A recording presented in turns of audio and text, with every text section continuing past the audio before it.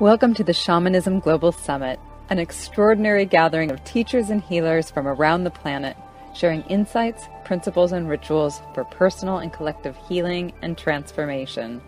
Please share this event with your friends and family, and come join us on Facebook at The Shift Network. And now your host, Michael Stone.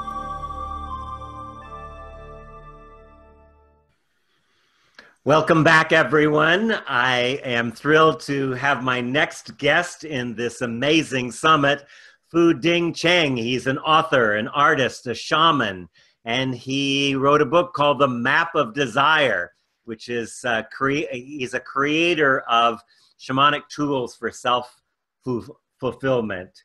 Ding, welcome to the summit. Hello, thank you for allowing me to be here. I'm excited. It's great. Well, we don't know each other well. I read your book here, Map of Desire, and show the picture here so people can see your book. And let's just jump in there. The session title is Clarity of Intent. So let's talk about that first. What do you mean when you're talking about clarity of intent? So I was thinking, like, everybody wants something. Why don't we get what we want? That's basically, everybody wants something, but most people don't get what they want because they don't really know what they want. Or they want things that are contradictory, or they want things and then they give up and then they lose it and forget it. So it's like they're going through life with a brake and the gas pedal on at the same time, fits and starts. What's needed at this time? Clarity of intent. So it's a powerful, not only a practice, but thought, concept, and reality for shamans, because there's a clarity of intent. First of all, there's clarity. That's pretty obvious. Be clear. However, we take it one step just to be thorough, clear about what you want, not what your parents want or what you think you want or what you should want. No, what do you truly want? Not even what your ego wants. What does your heart want? Okay, that's one thing, clarity. And then intent. Oh, that's a magical word in shamanic practice, because it's not only one's personal volition, I want something, but it's also the God within us, our illumined self, its intent. So when we say intent, it's not only God's intent, the God within you intent, but also your normal personality intent. Oh, so if you accept that, then it's a powerful thing. That means anything you do will somehow also take you all the way to personal freedom. So that's intent is almost well, it is. I studied with Don Miguel Ruiz, who many of you know is the author of the Four Agreements. Anyway, so we talk about intent. It's a sacred word. It's like saying God or truth, or, you know, it's right up there when you look at it this way. Mm-hmm. So when we say clarity of intent, packs a wallop. Yeah. Well, so many people today are so distracted. People sit with their phone, you know, their phones constantly. My daughter was here recently, and for 3 days, she never put down her cell phone. And people are also scared with the climate change and the political and economic systems. So that occupies a lot of bandwidth in people's mind. How do you suggest people reach this place of clarity of intent? Yes. So let's say there's a lot of problems in the world, especially now with the administration and everything. Fair enough. So the first thing is, what do you want out of this situation? Okay, so a lot of people, let's say something disastrous, 9/11 happened, and then people are asking, oh, what can your shamanic stuff do about this? Oh, wait, this is too big for shamanic stuff. And I said, no, not at all. As a matter of fact, right off the top of my head, this disaster happened. Then we can take the attitude, wait, we may have no control over the madness of the world, but we have ultimate control as how do we choose to react to it. Now, just that shifts your whole thing from being a victim. Even this disaster, it can elicit compassion, understanding, a lot of good things. So going back to clarity of intent for all this, so what do we want out of this? So let's say we want peace of mind, inner peace. In spite of the turmoils on the outside world, we want inner peace. We want to be like a real master martial arts. I have a big background in Chinese martial arts, and it figures in a lot of this psychological kung fu. So you always want to stay centered. You can retreat, you can advance, fine, but you're always centered. So when there's all this disasters and turmoil like you were talking about, oh, in those moments, once you get frazzled, oh, I'm off center. Stop, breathe, retreat one step, get back on center. What's throwing me off center? Okay, so that would be the process. Once you start that, then you shift from your ego side, which gets thrown with all the turmoil, into your heart side, which will have a bigger perspective that will give you things like equanimity and compassion and forbearance and all of that. So the first step for clarity, go inside, find your own center. It's always there. And then we do practices so people can experience it, and then they can easily plug back in once they've experienced it. So what's a practice that you recommend to people for getting centered and finding their center? Oh, there's so many. First of all, any important project, any important enterprise, even a new phase of my life, I would make a formal declaration to the illumined self of yourself. So it would be through a ritual. So in shamanic terms, we do rituals. They have powers beyond reason and logic over and over and over again. It's, it shows. So we get into what we call sacred space, either through invocations, many ways. Then once there, you make a formal declaration. Spirit, in spite of the turmoil, in spite of whatever my problem is, I want to stay on center. I want to be detached and gain equanimity. Help me do that. Give me the clues to do that. And I'm listening, and then you start that process and you'll get clues. I think today one of the biggest items in the personal growth and self-help field is finding purpose. There's all kinds of programs, probably billions of dollars is spent every year with people looking to find their purpose, which for most people seems somewhat elusive. How do you align with that kind of seeking for a purpose? Oh, the clarity of intent will cover that. There's many ways. Because as I've said, clarity of intent, if you do it as a practice in my teaching, there's step-by-step practices for doing this. If you do it as a practice, it'll take you all the way to personal freedom. However, it has 3 requirements. No getting around it. My big background in Eastern, Ramakrishna, Vedanta philosophy, Buddhism, all that, and Mesoamerica, they all agree. You got to have these 3 things. There's no way to get around. The first is attune to spirit, attune to our source and being. And there's many ways to do that. The second thing is you must remain detached from outcome. Then you won't get waylaid by the vicissitudes of life, outer life. You always have your own center. And then the third thing is the last thing that can sabotage your best efforts is gulp, our demons, inner demons within. In the shamanic thing, we call them parasites. They eat our chi. They're not physical, so they're not going to eat our body, but they eat our emotions. They eat us through our emotions. And so a lot of people get dispirited. So if you practice those 3 things, you will be invincible through all the outside things, even as you are able to cultivate your inside visions of things. So to answer your question, we would get into sacred space. We would shift into our heart center. And then we would ask through guided visualizations, going into the realm of the imaginal realm, many ways get there. And then people see, it's amazing how much wisdom is in somebody once they get away from the thinking mind part. Over and over and over again, once they get into that intuitive side of themselves, their heart side, the wisdom of the heart, that could be same as intuition, they see things that are amazing. Oh, that could have saved me 20 years. They see it and their life changed accordingly. So that would be the way to do it. There's a process in order to find that vision. What's more, we have an outer practice. We call it writing the new dream. Shamans recognize all this world as Maya, as a dream.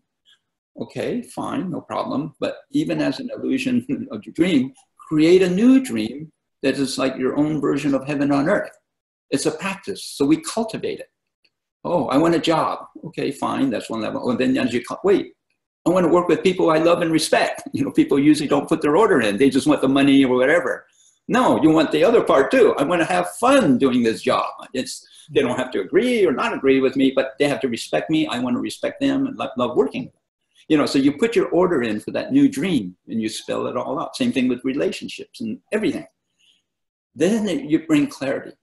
Thoughts take form. There's no way to get around that. Our thoughts to words to deeds, that's how we create. So in our thoughts, we start putting in on a deep level in sacred space what our new dream is, exactly what we want in our version of a heaven on earth. And then things start to happen. So how do you bypass, you talk a lot about the formation of the identity, and the identity, is dealing with a lot of soul loss, a lot of incidents from early on that are deeply there. And then if the person who's trying to change the identity is doing that, that's kind of a setup in a way, because it's the identity trying to make the change. So how do you separate that so that you can actually do this attuning to spirit and becoming detached from the outcome and the three things that you just mentioned? Yeah, the first thing is to make a distinction between our ego side and our heart side. Most people in the world, vast majority, live from their ego side. All right, so now brings up a big question. Wait, anybody who's taken 2 steps on the spiritual path will know, hey, ego, that's a big problem. But wait, we can't even be on the physical planet unless we have an ego. So what gives? So we want clarity, going back to clarity of intent. We want the clarity. What is ego? So the best definition that works for me is the one from Carl Jung. And once you know the definition, you'll know what its limit is, and that's what the problem is. So his definition is that the ego is a bundle of thoughts that constitute one's self-identity. Mm-hmm. So it's thoughts, it's our reasons version of who we are. Anything that can be talked about, reason, I'm an Aquarian, I'm so tall, whatever. Okay, that's from the ego side.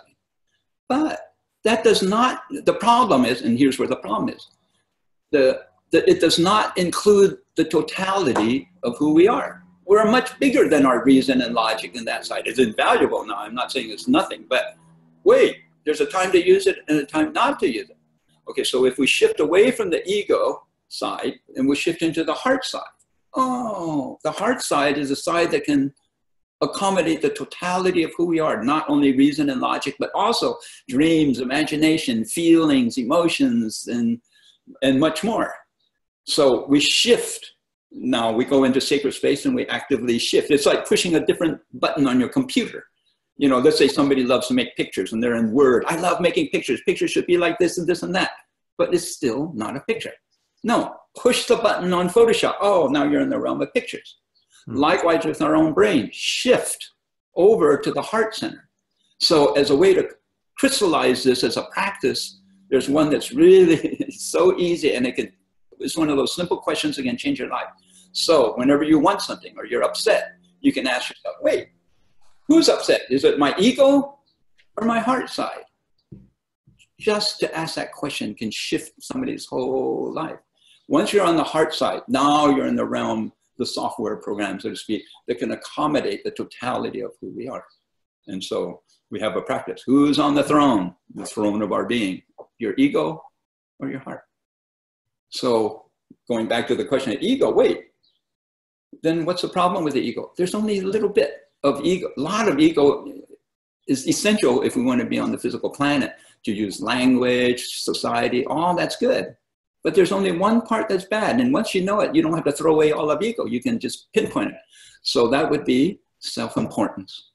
Like the shamans know, that's the biggest drain of someone's chi is self-importance. People spend 20, 30, 40 years trying to impress somebody or themselves or something, Mm-hmm. So that's the only part, that and judgments. Mm-hmm. That's the 2 biggest culprits of ego. Once you understand that and can recognize it, then you can work heart and ego without falling into the trap. So to put it in a nutshell, then you would let your heart, since it sees the totality of things, make its major decision. All major decisions should be made from the heart.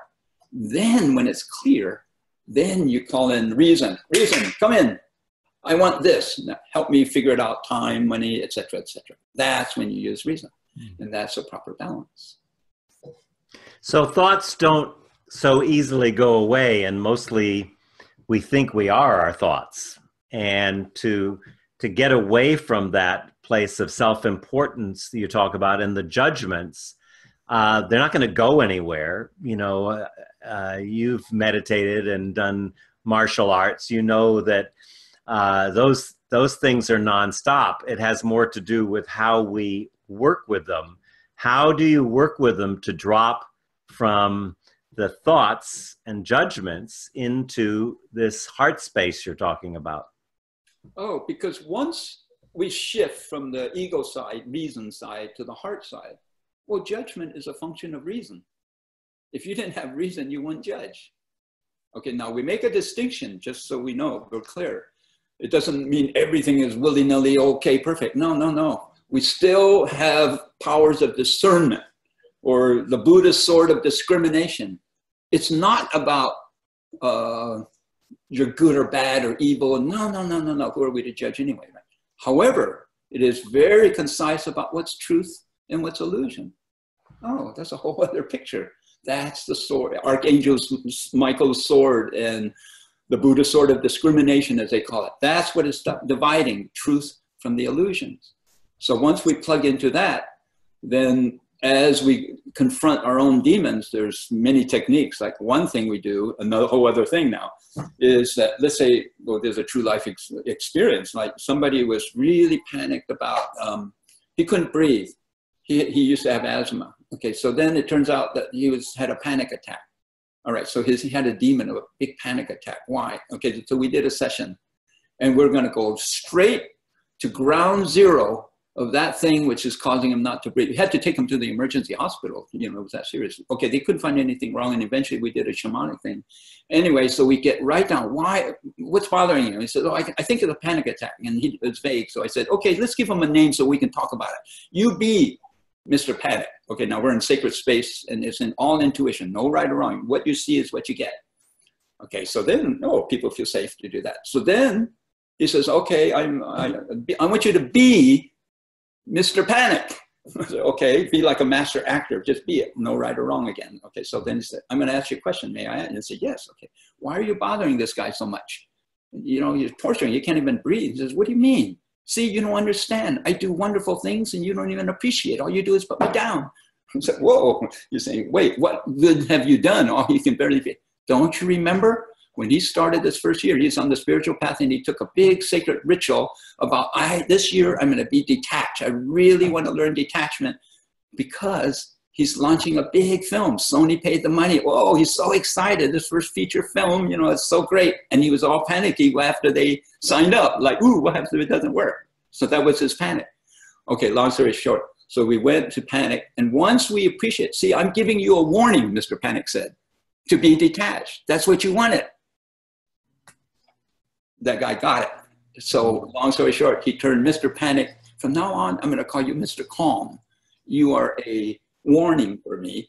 Oh, I'm not being detached. Or if I'm upset and I'm getting too attached to things, then Mr. Panic, so-called, would warn him or remind him to be detached. Anyway, through this process, everything turned out to be a good thing. And now he's calling him. Then I want to give you a new name. From now on, I'm going to call you Mr. Calm. So they changed, and that did divine alchemy and changed it right at the core. This is the worst thing. Shifted it. And from then on, it's been a year and a half. The film's going along really well. As a matter of fact, he told all his producers, because they too were all panicky, and said, no, it's cool. Whatever spirit that guided us to this wonderful point is going to continue to guide. We just relax. We know there's a lot at stake, so naturally we're going to be a little anxious, but that's okay. We're guided all the way through. And they said, oh, okay. So then it spread. Mm-hmm.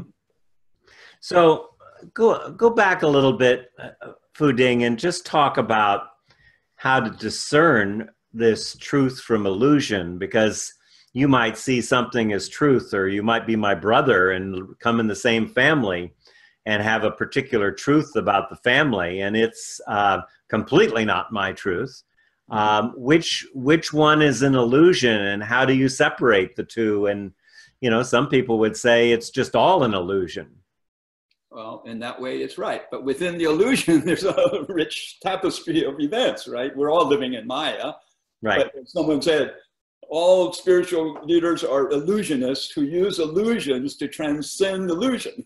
You know, it's that kind of That's good. Ramakrishna says, we use a thorn to take out a thorn, and then once you got it out, you can throw them both away, that kind of thing. Yeah. But the ultimate test is, how do you feel? Because sometimes, if it's something weird, I don't care what your mind says, if you don't feel right about it, you'll feel it, or your body will feel it. Most people, or a lot of people, dismiss it, okay, and they're going to pay the price. It'll come out in their body. The signals will get bigger and bigger and bigger until they respond. So to answer your question, when we get into sacred space, okay, you want to go do this or you want to do that? So here's one way we can tell. You want to live in New York or you want to live in Los Angeles? Somebody asks, okay, New York, what's the pros and cons? Okay, they say it. What's Los Angeles? What's the pros and cons? Okay, then as they're saying it, I can see their energy just on saying it, as they're addressing that topic. You know, like if it's something they like, their energy, ooh, you know, they can feel, they feel big. Their body kind of knows, you know, in spite of our reason and so on. So that's one way. How do you feel about it after everything? That's a big test. And then there's other things, but that's a major one. If you're upset, okay, then something's off, then we'll address it. So when I listen to you, it sounds very easy that I can just flip a switch. But as we know, it's not quite so easy, especially those personal and familial patterns. And, you know, most shamanic cultures would say that all illness, emotional or physical, is sourced in soul loss that comes usually in the very early years, where there's some kind of trauma and some decision is made about ourselves and others at that point. And that becomes our identity, as you would say, ego, our point of view. But those are very, very challenging to, it's not just flipping a switch. How do you get to that point where you actually can leave that victim stance, as you called it, and really step into your power? What's the process for doing that? Well, okay, there's a few we have already mentioned, and each one shifts you.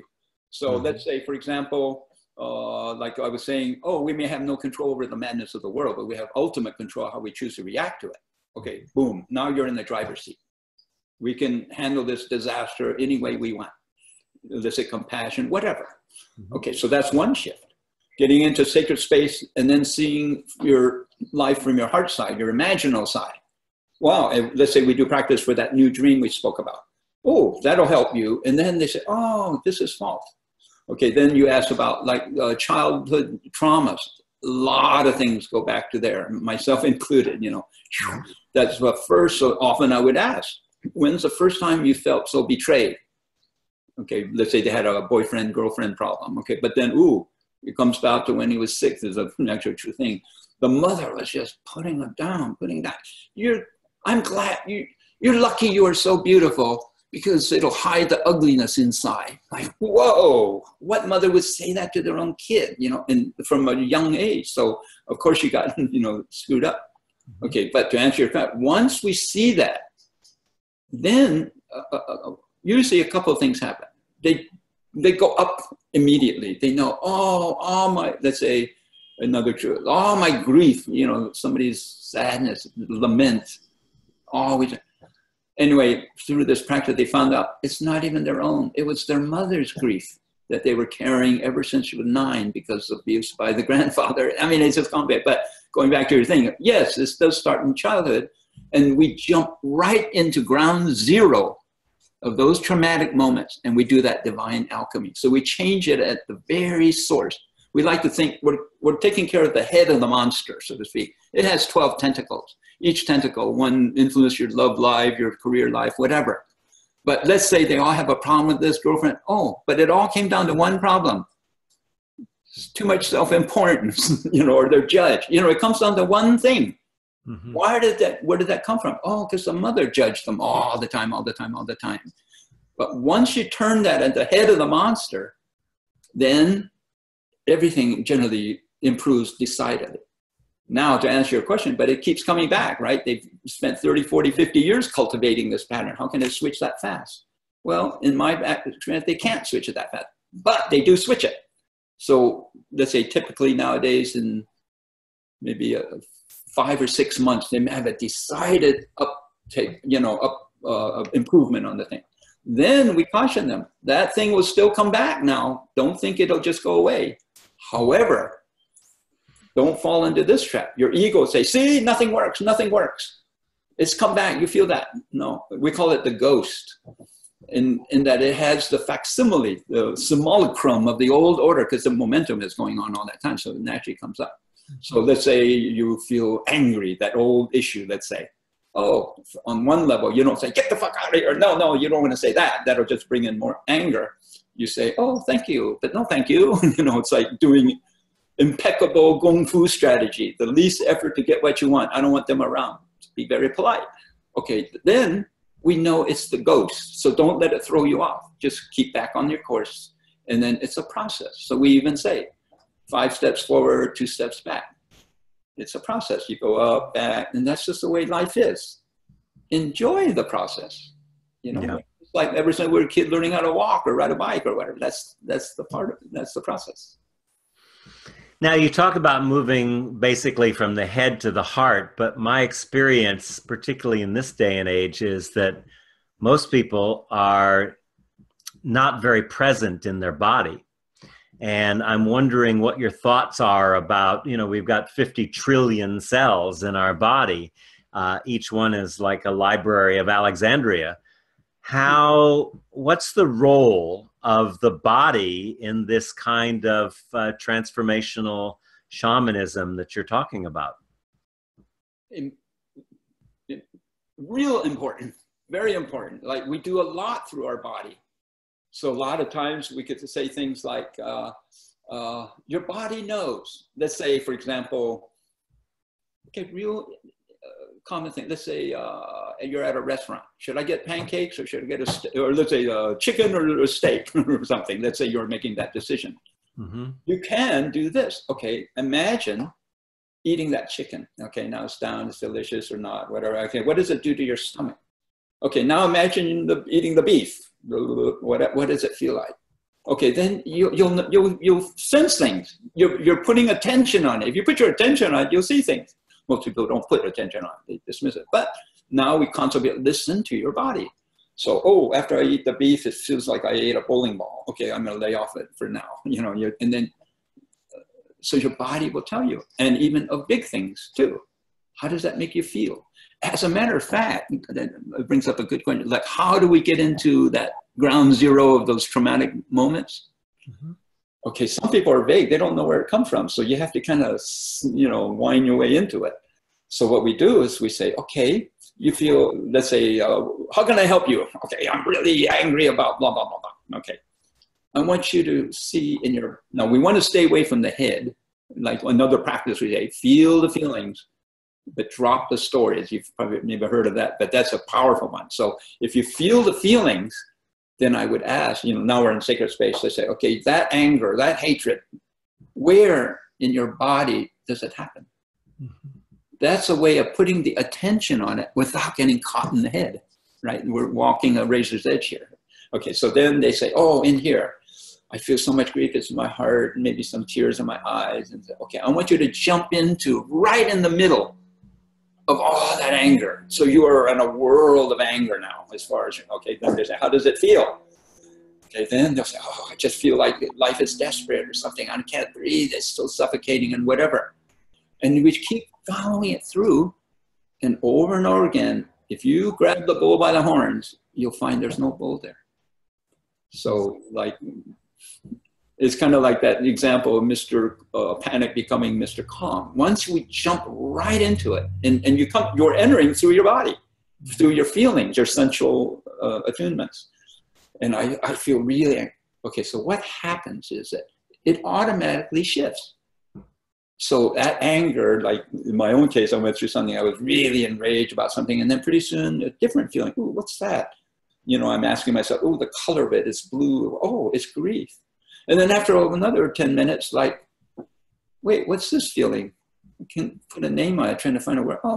It's boredom. I was even bored of my own, anger and everything. It got so transformed that, so I worked it out in 20 minutes, whereas in the past, It might have taken me years. Mm-hmm. I had lost some big money for a film project, like, oh no, wow. But anyway, it was the best lesson that I didn't get it because I learned this. That's great. Nothing bothers me because I know the process of what to do, you know.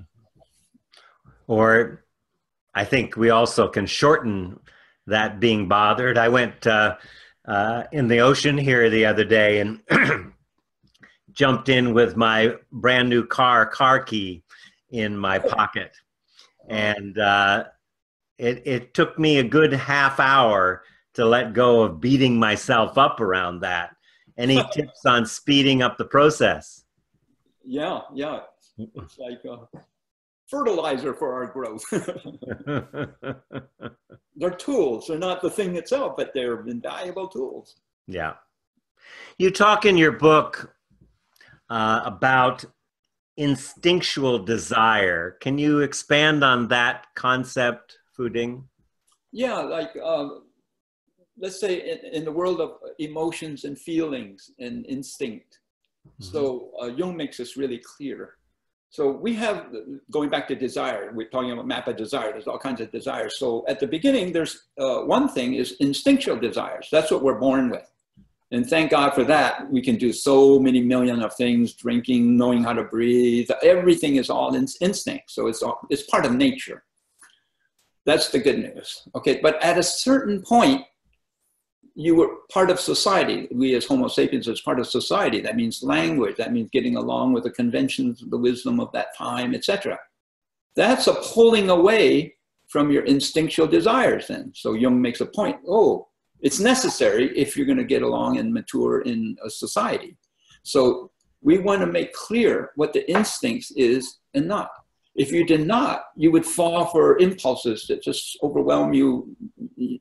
Like in a public sphere, it would be like mob psychology. You know, everybody just goes at it and even beyond themselves. Mm-hmm. No, we don't want to do that. However, there's, aside from instinct feelings and emotions, now we can cultivate, once we know that distinction from instinctual type stuff to actually our own volition. Oh, okay, that's a big different story. But by knowing these kinds of characteristics, then you start to really know the difference and you can act accordingly. So along this line, for example, Jung makes a distinction between emotions and feelings. Now another level of this. Emotions is more that gut thing. Somebody cuts you off in traffic and you say, you rail against them, that kind of thing. So when we talk about you must go with your feelings, as we say a lot, it's not that. Let's make a distinction between the emotions and the feelings. Feelings is a whole other thing. There's an active intelligence to this kind of feeling that we're talking about. Should I have a family or should I go to school? Okay, there's a big questions. That takes a little consideration. It's not, knee-jerk kind of response. So we go into sacred space, we do, go through the process, and we find from our heart center what our feelings are about things.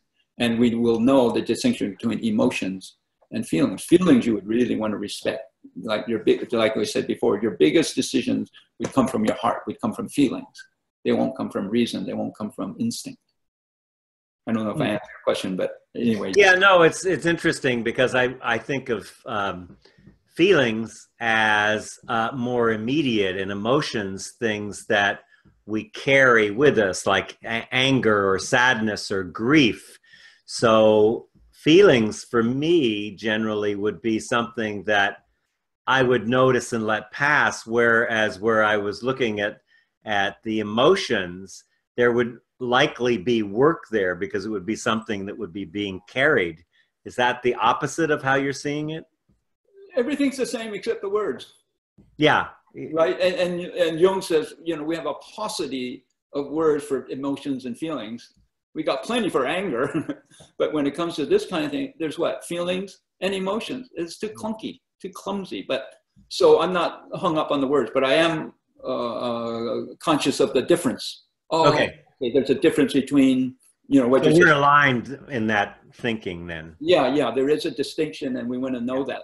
Yeah. So when we get, and then you talk of the tyranny of desire. Can you speak to that? Oh yeah, like tyranny of desire. Okay, so typically, let's say I want to, let's say some guy, I want to mate. In order to get this mate, okay, that's one desire. Then I have to get a job so I can treat her in the way I want. Okay, that's 2 desires. To get that job, I better, okay, now it's up to me. I better get a new watch. I better get the latest iPhone. I better get this. I better do that. I better get a new outfit, whatever. Okay, now you got 6 desires. Each one of those can spring off. Clothes. Oh, gee, I better ask so-and-so what's the best thing nowadays. You know, it just expands. And look at our world. Mm-hmm. It's just, if you saw this in your brain, you want this, you don't, oh, no, wait, I don't want this. No, I think I want it because somebody else, you know, everything is confused. And a lot of them contradict. Like I do map of desire, like of intellectual, of the inner landscape. If you could see that mess in your mind of what it would look like this, I'll show you a quick picture. Like this. That's a mess. That's from your book. I know that picture. Yeah, so all that mess is a record, is a pictorial expression of what's going on in our head. Mm-hmm. The best antidote? Meditate. And those thoughts go. That's the best antidote for that mind, you know, that incessant monkey mind. Mm-hmm. Mm-hmm. So we're getting close to the end of the time, but I want to, I guess, 2 things. One, we talk about your map, and we've talked about most of the pieces of your map, but I want to have you have an opportunity to go from beginning to end with that, because you do have a progression in your map. And with that, I would love to hear, Fuding, how that map is a map to meet the challenges of our times, how shamanism and your particular map of shamanism can help us to live in these very turbulent times of change and distraction and destruction. So perhaps you could put those 2 together, the map and why it's important for meeting the challenges of our time. Yes, yes, yes. The map came up after the financial debacle in, what's it, 2008? Right. Everybody, myself included, oh my God, my bank thing was frozen. I mean, it was horrible. Like, yikes, no warning, and it just happened. During that time, I thought, gee, I had taken a break from my workshops, you know, after teaching 10 years. And I thought, you know, what? Now everybody was saying, God, what to do now and all that. So I started teaching workshops. And this time, since I have a big background in architecture and artists, so I used diagrams to make my points. See here, you want this, but you're blocked by that. And, you know, I was drawing and people would get it. And so then I would make more drawings. And then somewhere in there, I thought, wow. I had this vision. What if we had a map? Like when I'm lost, a map helps me a lot. I mean, before Waze and all that. But anyway, a map would really be the tool, an essential tool for finding your way if you're lost. What if you had a map of inner landscape, our own psychological terrain? Gee, people talk about, oh, go with your heart, go with your heart. What does that even mean visually? Oh, now I have a map that shows it's in the center of things. It overlooks the side of reason and the side of intuition. Oh, I get it. You know, it's like looking at a map of countries. You know how they relate. Anyway, so I developed. It took me a number of years because there's nothing like it. But I like to think of it as like the, you know, one of the first maps for the new millennium. We've gone maps outer all the way to Mars nowadays. But what about inner landscapes? Anyway, so I've been using it in my workshop. See, if you do this, you can see this. Here's where you're at. Look at this. You know, like you want clarity of intent. Here's a picture to say, this is what we were at. Here's one of clarity of intent. You can see that straight arrow. Yeah. It comes from the heart and so on. So if you study the map, we don't have to do it now, of course, but it'll give you a pictorial representation of where you're going and where you are lost. And it'll show, oh, here's where the same thing you're bumping against for 20 years. Here's the clear road around it, just like a map. So I've been using it for workshops ever since, and they've been working great. And anything else about shamanism and why it's gained so much popularity and how that can help us to meet the challenges of our time? Oh, I think it's a big blessing that it's emerging now so powerfully. I mean, as many of you know, like it's the first religious path, spiritual path in existence, well before organized religions. So why it's important now, I find, is that so much of organized religion is very problematical, and it's too messy to get. So I still want my spiritual attunement. I want the practice. I want all that. So what do? Shamanism is so wonderful because it is so directly spiritual oriented. The whole, almost by definition, it puts you into this other realm. And it's so prevalent to our time. So the way I look at it is like there's many kinds of shamans, as you well know. Some want healings, other one's powers. There's one, Castaneda, I used to study with Castaneda. You wanted to explore inorganic realm. I mean, there's many things you can do with shamanism. But in our path, the path of heart with Don Miguel Ruiz now, this one that I'm totally enthralled with, is no God, so to speak. And then you'll get everything else. Get the head of the monster, so to speak. The rest will take care of itself. What I really loved is it coincides with what Ramakrishna, the Eastern thought said. I love combining the two, and you see universal truths. Anyway, so the universe, no God. Attuned to being, attuned to your source and being. Be connected that way, and the rest will follow. So in shamanism, it's really geared for that. Oh, okay. It's very focused. It's very clear about what it's going to do. It's going to get you enlightened, wake up to personal freedom. All along the way, it'll offer tools to how to solve normal problems, relationships, vocation, money, etc., etc. That's great. Well, we've come to the end of our time, Fuding Cheng, and I just want to thank you for sharing your wisdom with us, for the work you're doing in the world, and the whole group there. Heather Ash is a good friend of mine, of course. And I love Heather. Yeah. Don Miguel, I know, she told me.